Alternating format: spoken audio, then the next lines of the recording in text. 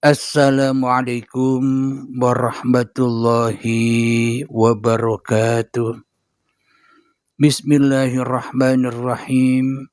Ashhadu an la ilaha illallah wa ashhadu anna Muhammadar Rasulullah.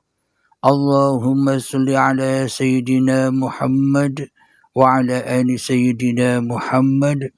Rabbi syrah li sadri wa yassir li amri wahlul 'uqdatam min lisani yafqahu qawli. Amin. Bismillahirrahmanirrahim. Salam hormatku, salam ta'zimku selalu buat para sahabat-sahabatku tercinta, baik yang ada di dalam maupun yang ada di luar negeri. Semoga kita semua senantiasa di dalam Jumat yang mulia ini, di dalam Jumat yang agung ini, semoga kita mendapatkan petunjuk, mendapatkan kepahaman, mendapatkan berkah dari Allah Subhanahu wa taala. Amin ya rabbal alamin. Alhamdulillahirabbil alamin. Di ba'da subuh yang indah ini kita akan mengungkap orang yang beragama Islam itu adalah bukan orang Islam. Jadi selama ini kita memahami Islam itu hanyalah sebuah agama dan kita memahami Islam itu sebagai identitas saja. Identitasnya lahir, identitasnya badan, identitasnya tubuh. Kita selama ini mengindahkan identitas hati, yang mana hati selalu Islam. Jadi hati yang selalu Islam itu hati yang bagaimana? Bila kita tidak mengikuti jejaknya para nabi dan para rasul terdahulu, maka kita tak akan pernah masuk ke dalam agama Islam itu sendiri, masuk ke dalam agama Tuhan. Yang kita tahu selama ini agama hanyalah identitas saja. Yang beragama Islam, identitas atau penampilan badaniahnya seperti ini, pakaiannya, penampilannya dan sebagainya. Yang agama Kristen penampilannya beda, agama Nasrani, Yahudi, Majusi, Sabi'in, Hindu, Buddha penampilannya beda. Karena agama hanyalah untuk identitas diri badan saja, identitas diri kedagingan saja, identitas diri keakuan diri manusianya saja. Sehingga kita selama ini terlepas dari agama yang sebenar-benarnya agama itu sendiri. Karena kita selama ini hanya larut di dalam agama identitas saja. Alhamdulillahirabbil alamin. Marilah kita korek-korek bersama di dalam hati kita, termasuk di dalam diri saya. Apakah kita selama ini masih memeluk suatu agama yang hanya identitas diri saja? Yang mana kita selama ini hanya memeluk agama hanya untuk gagah-gagahan di KTP saja. Dan kita memeluk agama selama ini apakah masih jadi umbul-umbul, jadi simbol-simbol, jadi kebanggaan kita sendiri saja? Maka kita korek bersama, apa sih agama itu? Yang dimaksud agama adalah itu tidak, agama itu kacau, yakni ketika hatinya sudah tidak kacau lagi, itulah yang dimaksud agama. Namun bila hati kita masih kacau, menghujat sana sini, menghibah sana sini, mengolok-olokkan sana sini, menyesat-nyesatkan sana sini, mengkafir-kafirkan sana sini, menghina-hina sana sini, berarti kita masih belum beragama, atau hati kita, pikiran kita masih kacau. Apa buktinya kekacauan yang ada di dalam diri kita? Kita masih senang melihat yang di luar daripada yang di dalam. Kita meremeh-remehkan yang di luar. Kita meremehkan agama lain yang selain dengan agama kita. Inilah hati kita masih kacau. Belum beragama menurut Tuhan. Bila manusia itu benar-benar beragama menurut Tuhan, hatinya tidak kacau. Meski dihujat sana sini, meskipun disalah-salahkan sana sini, meskipun dihina sana sini, meskipun diolok-olok sana sini, dikafir-kafirkan sana sini, dimurtad-murtadkan sana sini, hati tetap tenang. Hati tidak marah, tidak kacau. Kenapa? Karena sudah memeluk suatu agama yang benar-benar agama di sisi Tuhannya. Jadi kita selama ini hanyalah menyangka sebuah agama itu adalah sebuah golongan-golongan saja. Berpecah-pecah saja, ada golongan Islam, ada golongan Kristen. Dan ketika kita masih berada, ketika kita masih terjerat, ketika kita masih terpenjara di suatu golongan-golongan agama itu, berarti kita masih kacau, hati kita masih kacau balau. Karena kita menganggap agama orang lain itu sesat.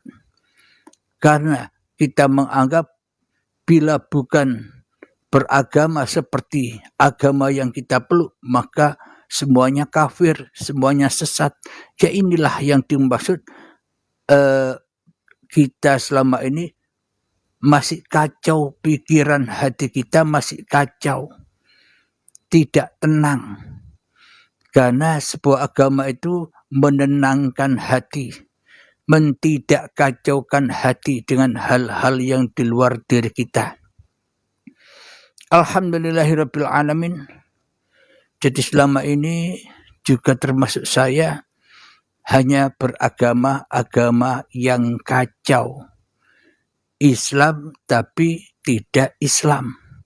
Islam itu kan berserah diri, tapi kita selama ini tidak menyerahkan diri kita kepada Tuhan, tapi kita menyerahkan diri kita kepada setan, kepada hawa nafsu, kepada kedagingan, kepada kemanusiaan kita, sehingga kacau balau.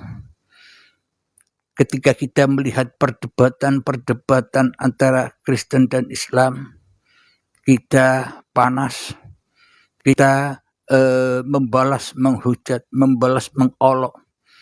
Itu semua terjadi karena hati kita sendiri pun masih kacau balau. Hati kita belum selamat. Itulah yang saya sebut orang Islam belum tentu Islam. Jadi sesungguhnya Islam itu bukan agama Islam, tapi Islam itu berserah diri kepada Sang Pencipta diri manusia ini. Yang Islam pun harus Islam. Yang Kristen pun harus Islam. Yang Nasrani pun harus Islam. Yang Hindu Buddha pun harus Islam. Dan semua agama apapun yang Anda peluk yang ada di dunia ini wajib Islam. Makna Islam di sini bukan Islam identitas, tapi Islamnya hati, selamatnya hati dari huru-hara kekacauan kehidupan dunia ini. Itulah yang dimaksud agama.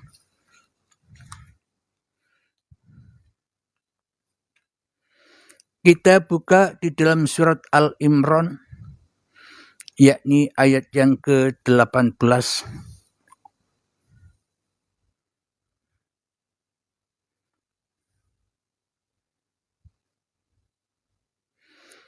A'udzu billahi minasy syaithanir rajim. Bismillahirrahmanirrahim. Syahidallahu annahu la ilaha illahu wal malaikatu wa ulul ilmi qa'iman bil qist. La ilaha illa huwal azizul hakim. Yang artinya Allah menyatakan bahwa tidak ada Tuhan selain Dia. Demikian pula para malaikat dan orang yang berilmu yang menegakkan keadilan. Tidak ada Tuhan selain Dia yang maha perkasa, maha bijaksana. Jadi orang-orang yang dikatakan orang yang adil, orang yang berkedudukan sebagai hakim yang adil itu adalah orang yang berani menghakimi dirinya sendiri. Orang yang berani mengadili dirinya sendiri daripada menghakimi orang lain, daripada mengadili orang lain.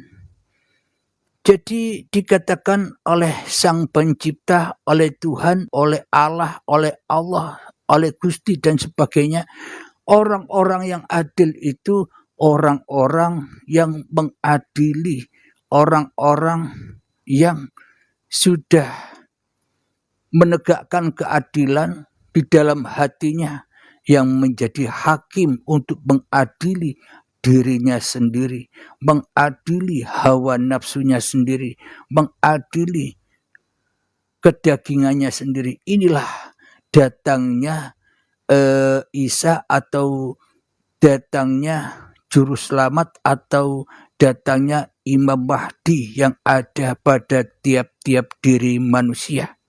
Jadi bukan datang secara dohir, tapi datangnya secara batin bila manusia itu menyadari apa yang selama ini tidak disadarinya.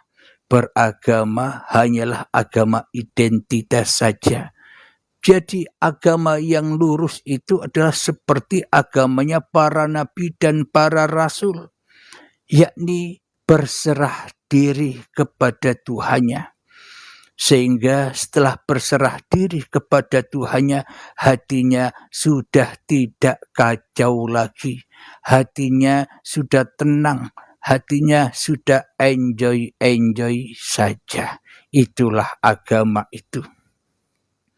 Yang mana hatinya tidak kacau lagi, hatinya sudah ayem, tentrem, tenang, bahagia di sisi Tuhannya. Meskipun dirinya dihujat, meskipun dirinya dimaki, dihina, disesatkan, dikafirkan, dimurtadkan, tapi hatinya tetap tenang. Kenapa? Karena hatinya sudah selamat di sisi Tuhannya. Akan tetapi bila kita masih duduk di dalam agama-agama yang identitas saja, maka kacau balau pikiran kita, panas, membara, dipanasi, terbakar. Kenapa? Karena tidak beragama hatinya. Agama yang dipeluknya hanyalah agama simbolik dohiriah saja. Agama KTP saja. Agama dibuat kebanggaan. Agama akhirnya menjadi penjara bagi pemeluk-pemeluknya. Karena manusia salah memilih agama. Karena manusia tidak menghakimi dan tidak mengadili dirinya sendiri. Akhirnya terpenjara di dalam agama itu sendiri. Kacau dan balau. Kita lanjutkan di dalam surat Al-Imran yang ke-19. Inna ad-dina 'inda Allahil Islam.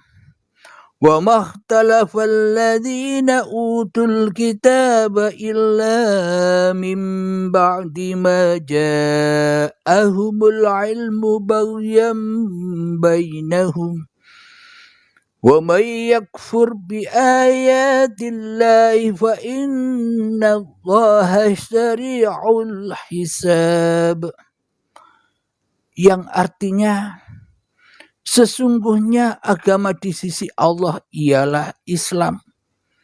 Tidaklah berselisih orang-orang yang telah diberi kitab kecuali setelah mereka memperoleh ilmu karena kedengkian dia di antara mereka. Barang siapa ingkar terhadap ayat-ayat Allah, maka sungguh Allah sangat cepat perhitungannya. Subhanallah. Barang siapa yang ingkar terhadap ayat-ayat Allah, maka sungguh Allah sangat cepat perhitungannya. Kita coba perhatikan di komal-komal yang isinya debat terus. Yaitulah pembalasan atau perhitungan Tuhan yang sangat cepat. Cepat membaranya, cepat panasnya hati. Karena hati kita masih kacau. Hati kita belum memeluk suatu agama. Hati kita masih kafir. Hati kita masih belum kembali berpasrah diri kepada Tuhan. Karena agama yang kita peluk selama ini hanyalah agama identitas diri sebagai pemeluk agama saja. Maka dari itu sesungguhnya agama di sisi Allah ialah Islam. Di sini bukan Islam identitas, bukan nama Islam. Islam ini ada artinya, ada maknanya, ada mutasabihatnya. Islam itu apa? Selamat. Bila hati kita belum selamat, hati kita masih panas menghadapi apa-apa yang ada di luar diri kita, ya hati kita masih kacau. Agamanya agama yang kacau, agama identitas saja. Jadi agama yang benar, yang sebenar-benarnya agama yang harus diikuti, agama yang harus dimasuki oleh seluruh manusia, apapun agamanya, apapun golongannya, apapun alirannya, tak peduli. Yang penting manusia rela, ridho, berpasrah diri ke pangkuan Tuhannya. Rela dan ridho dikuasai oleh Tuhannya. Rela dan ridho dihidupi oleh Tuhannya. Rela dan ridho ditetapkan oleh Tuhannya. Ketetapan apapun kita. Tak peduli ketetapan-ketetapan apa yang kita alami, yaitulah ketetapan Tuhan. Dan kita harus berserah diri, pasrah, ridho dengan ketetapan-ketetapan itu. Itulah yang dimaksud agama Islam itu. Hatinya sudah berserah diri dan tidak kacau lagi hatinya menghadapi apa-apa yang terjadi pada dirinya. Itulah yang dimaksud agama yang lurus. Tidaklah berselisih orang-orang yang telah diberi kitab. Jadi orang-orang yang sudah benar-benar berpasrah diri kepada Tuhannya, sudah tidak ada perselisihan lagi. Jadi manusia yang sudah kembali kepada kehadirat Tuhan yang maha perkasa, yang mentuhani manusia, yang menghidupi manusia, maka tak berselisih lagi hati kita, hatinya. Meskipun kita dihina, direndahkan, diolok, dihujat, difitnah, dikafirkan, disesatkan, dimurtadkan, hati kita tak akan pernah berselisih, hati kita tak akan pernah berkomentar, hati kita tak akan pernah membela diri kita sendiri. Bila kita masih membela diri kita sendiri, berarti agama kita masih agama identitas saja. Kenapa? Karena kita belum memasuki agama yang sebenar-benarnya agama, yakni berpasrah diri. Ketika kita dihujat orang, kita membela diri sampai berdebat-debatan. Itulah orang-orang yang berselisih karena manusianya belum beragama di sisi Tuhannya. Maka tidaklah berselisih orang-orang yang telah diberi kitab. Siapakah orang-orang yang diberi kitab itu? Kalau secara syariat, ya para nabi dan para rasul terdahulu. Kalau di zaman sekarang, siapakah mereka-mereka yang telah diberi kitab? Mereka adalah yang menyadari bahwa dirinya sendiri itulah kitab-kitab sucinya Allah, kitab nyatanya Allah. Nah, kalau kita sudah berada di situ, apa bedanya kita dengan para nabi dan para rasul? Apa ada bedanya? Sama. Itulah keadaan hati para nabi dan keadaan hati para rasul terdahulu. Tidak berselisih tentang kitab-kitabnya, tidak menghujat, tidak mensalah-salahkan, tidak mengkafir-kafirkan orang yang selain dirinya. Akan tetapi ia berdamai dengan orang lain, ia berdamai meskipun ia disesatkan, dihina, dihujat, ia tetap berdamai. Kenapa? Karena dirinya sudah menemukan kedamaian ketika dirinya sudah berpasrah diri kepada Tuhannya seluruh manusia, sudah berpasrah diri kepada Tuhan yang menguasai manusia, yang dipandangnya bukan manusia lagi, akan tetapi kemanapun kau hadapkan wajahmu, kau hadapkan telingamu, kau hadapkan pandangan matamu, kau hadapkan hatimu, kau hadapkan pikiranmu, ya disitulah aku. Inilah orang-orang yang diberi kitab itu, termasuk Anda yang sudah mengikuti bimbingan baiat, sehingga Anda sudah tenggelam di dalam kitab Lauh Mahfud itu, yang sudah ditulis-tuliskan takdir-takdirnya. Anda akan rela ridho dengan takdir-takdir yang sudah ditetapkan. Itulah orang-orang yang diberi kitab. Kecuali telah mereka memperoleh ilmu karena kedengkian di antara mereka, barang siapa ingkar terhadap ayat-ayat Allah, maka sungguh Allah sangat cepat perhitungannya. Jadi kecuali bagi orang-orang yang hanya mengetahui kitab-kitab suci, yang hanya kitab-kitab suci yang identitas kitab saja. Al-Quran untuk orang Islam, Injil untuk orang Nasrani atau Kristen, dan sebagainya. Itu hanyalah kitab-kitab identitas saja yang akan mengacau balaukan pemeluknya, yang akan mengacau balaukan penganutnya, sehingga saling merasa benar dengan kitab-kitabnya.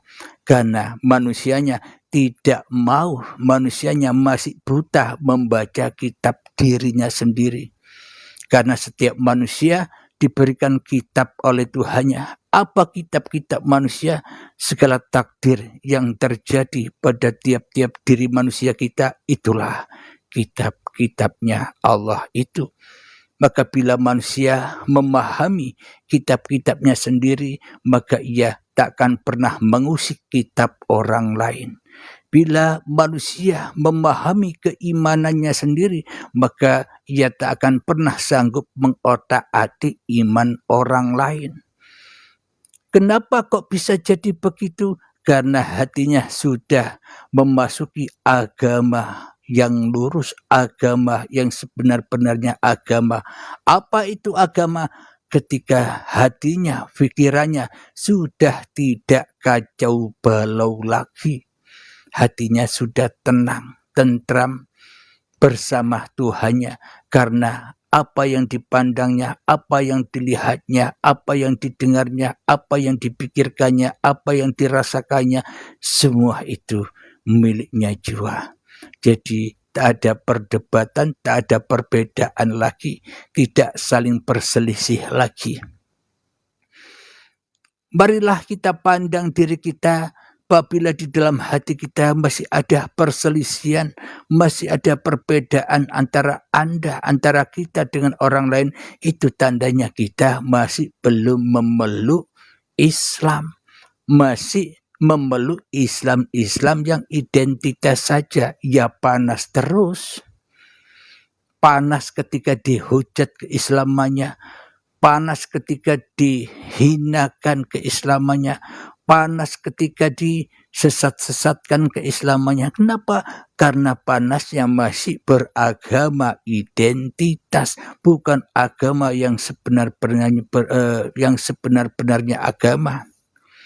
Bagi orang-orang yang memeluk sebenar-benarnya agama, sudah tak ada perselisihan lagi di dalam hatinya antara dirinya dengan orang lain.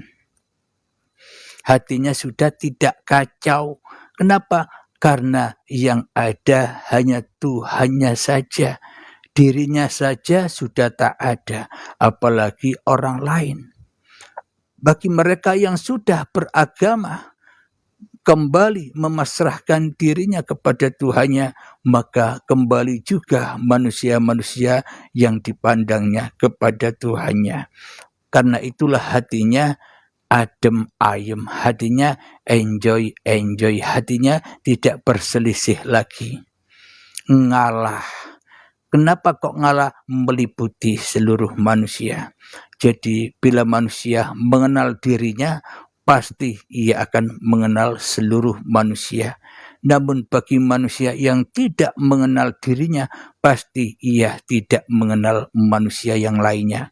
Isinya debat terus, isinya berselisih terus. Itulah tanda-tanda orang yang tidak tahu dirinya, maka ia pun tidak akan tahu orang lain. Tapi bagi orang yang sudah tahu dirinya, maka ia akan kembali kepada Tuhannya. Dan ketika kembali kepada Tuhannya, orang-orang yang dipandang pun juga pasti milik Tuhan, pasti dikuasai Tuhan. Maka tak akan ada perbedaan lagi, tak ada perdebatan lagi, alias kedamaian saja yang ada.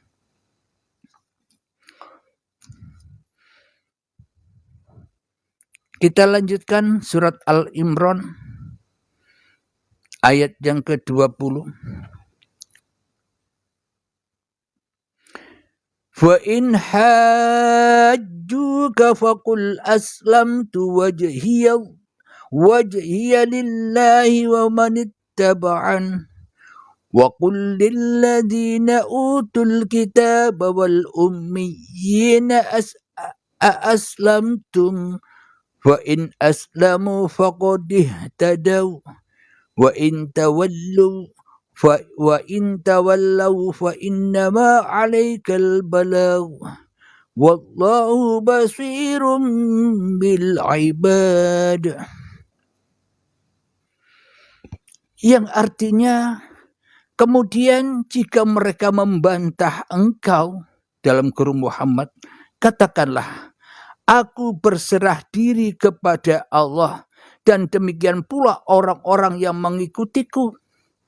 Dan katakanlah kepada orang-orang yang telah diberi kitab dan kepada orang-orang buta huruf, sesudah kamu masuk Islam, jika mereka masuk Islam berarti mereka tidak mendapat petunjuk. Tetapi jika mereka berpaling, maka jika mereka masuk Islam berarti mereka telah mendapat petunjuk. Tetapi jika mereka berpaling, maka kewajibanmu hanyalah menyampaikan, dan Allah Maha melihat hamba-hambanya. Nah, tugas kita hanya menyampaikan. Islam yang sebenar-benarnya Islam itu bukan kita ngaku-ngaku Islam.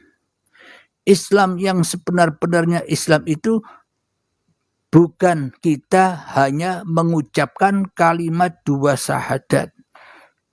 Itu kan hanya kalimat 2 syahadat saja. Bukan Islam yang sebenar-benarnya Islam yang dimaui oleh Allah.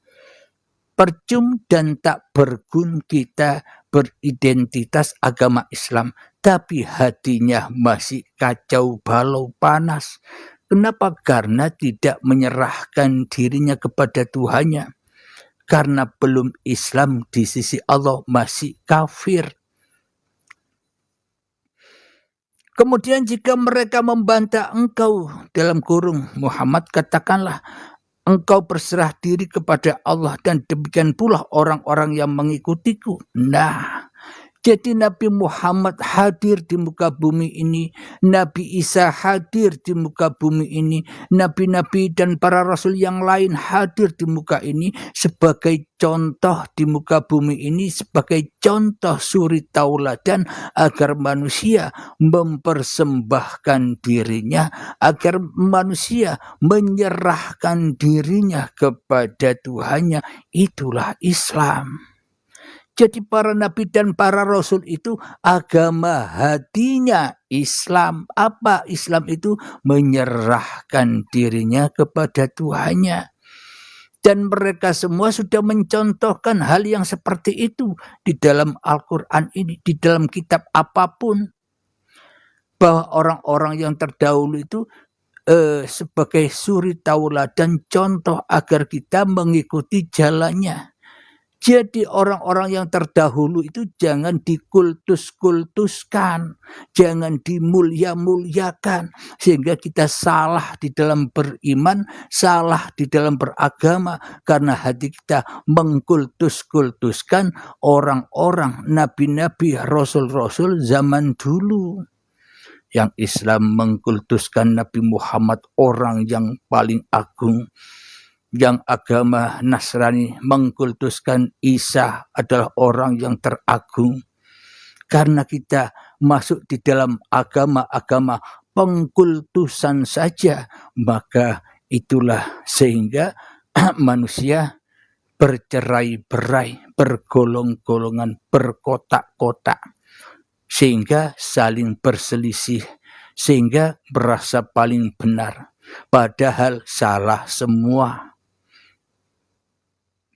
Bagi orang-orang yang sudah memeluk agama, yang lurus agama, yang dengan benar, maka hatinya tidak bisa dikacaukan lagi. Disalah-salahkan orang, dihujat orang, dihina orang, dicemooh orang, direndahkan orang, enjoy saja. Itulah agama Tuhan. Agama yang lurus ketika manusianya sudah berpasrah diri, ketika manusianya sudah menghakimi, ketika manusianya sudah mengadili siapa dirinya sebenarnya. Karena kemanusiaan kita selama ini takkan pernah merasa bersalah karena kesombongan, karena keegoan, karena kedagingan kita. Tak pernah mengaku salah. Kita hanya menyalah-nyalahkan orang lain, sedangkan diri kita tak mau kita salahkan, karena kita hanya menghakimi orang lain saja, tidak pernah menghakimi dan mengadili dirinya sendiri. Karena itulah sangat amat berat untuk memasuki agamanya Tuhan ini. Hanya orang-orang yang dikehendaki Tuhan saja. Maka bagi Anda, saudara-saudaraku yang sudah mengikuti bimbingan baiat, bersyukurlah kepada Sang Pencipta karena Anda sudah berani membela Allah daripada membela diri Anda sendiri. Karena Anda berani menghakimi, mengadili hawa nafsu Anda sendiri. Kita lanjutkan. Aku berserah diri kepada Allah dan demikian pula orang-orang yang mengikutiku. Harapan para nabi dan para rasul, harapan Nabi Isa, harapan Nabi Muhammad, mereka orang-orang yang hidup di masa sekarang ini mengikuti jalannya.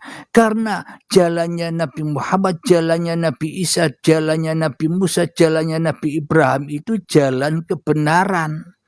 Jadi jangan dikultus-kultuskan. Sehingga berselisih, akhirnya hujat-hujatan, Muhammadmu salah, Mamat, yang satunya menghujat Yesus dan sebagainya, ya hujat-hujatan. Kenapa? Karena agama yang dipeluknya hanya agama simbolik, agama pengkultusan saja. Maka dari itu mengikutilah seperti apa yang mereka jalani, iman, takwa yang mereka jalani zaman dulu. Jadi apa yang mereka jalani selalu berserah diri kepada Tuhan. Yaitulah pengikut Isa, yaitulah pengikut Muhammad, yaitulah pengikut Musa, yaitulah pengikut Ibrahim. Dan semua bila kita mengikuti mereka semua, itulah hati yang selamat. Itulah agama itu.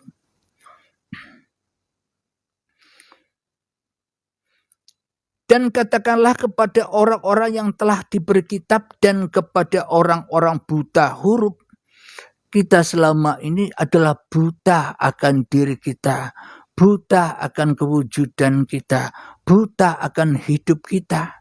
Kita buta kenapa? Kita tidak tahu bahwa hidup inilah Tuhannya manusia. Badan inilah ciptaan milik Tuhannya manusia. Manusia punya apa? Manusia tidak punya apa-apa. Inilah orang-orang yang sudah diberi kitab itu. Tapi bila kita masih mengaku-akui bahwa hidup ini hidup manusiaku, badan ini milikku, inilah yang dikatakan orang-orang yang buta huruf itu. Sudahkah kamu masuk Islam? Nah, kita ditanya oleh Allah, sudahkah kamu masuk agamaku? Sudahkah kamu berserah diri kepadaku? Karena ayatnya begini, sudahkah kamu masuk Islam? Maka manusia banyak berbondong-bondong, aku agama Islam, aku agama yang benar. Karena memahami Islam dengan pemahaman ukuran manusianya, dengan pemahaman hanya simbolik saja, hanya mengkultus-kultuskan agama saja, itu yang membuat manusia saling berselisih, berpecah belah, hujat-hujatan. Pada hakikatnya manusia menghujat dirinya sendiri. Ketika kita menghujat orang lain, hakikatnya kita menghujat ketololan, menghujat kebodohan diri kita sendiri. Jika mereka masuk Islam berarti mereka telah mendapat petunjuk. Bila manusianya sudah memberikan, menyerahkan, menghaturkan, memasrahkan bahwa hidup inilah Allah, hidup inilah Allah, hidup inilah Bapa, Romo, Sang Hyang Widi, Gusti dan sebagainya, maka mereka akan diberi petunjuk, maka ia akan diajarkan alamal insana malam ya'lam, akan diajarkan oleh Allah sendiri dari apa-apa yang selama ini tidak diketahuinya. Tetapi jika mereka berpaling dari penyerahan diri kepada Tuhannya, yakni Islam, maka kewajibanmu hanyalah menyampaikan, dan Allah Maha melihat hamba-hambanya. Inilah yang membuat enak para nabi dan para rasul ini enjoy saja. Jadi tugasnya hanya menyampaikan kebenaran. Mereka ikut ataupun tidak, paham ataupun tidak, itu bukan urusan kita, semuanya hanya urusan Allah. Maka para nabi dan para rasul dan kita yang sudah ada di situ enjoy saja, karena kita pun diatur Allah, seluruh manusia pun juga diatur oleh Allah.